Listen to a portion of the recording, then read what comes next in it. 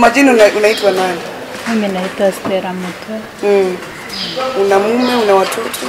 Nina mume na nina watoto wawili. Watoto watatu. Watatu. Rika ngapi? Kuna miaka 10, miaka 6 na miaka 13. Na unafanya biashara aina gani? Mimi nauza viazi. Unauza viazi?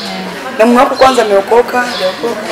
Ameokoka, lakini amebaki strand kidogo. Anasaidia katika mambo ya nyumba? Anasaidia, lakini mpaka watu wasaidiane. Sasa nani anabeba mizigo nyingi, yeye ama wewe? Ni mama. Na biashara ambayo unafanya, pesa ngapi ambayo ulipewa na Women of Hope? Women of Hope walinipa 4,000, nikaongezea biashara. Nashukuru inaendelea vizuri. Maana sijaanguka hata dakika moja. Nashukuru waendelee kutuongezea tu pesa. Kusudi watu wengine wapate kuendelea kama sisi. Manake naona tu inatusaidia sana. Ungependa biashara yako iende kiwango gani tena?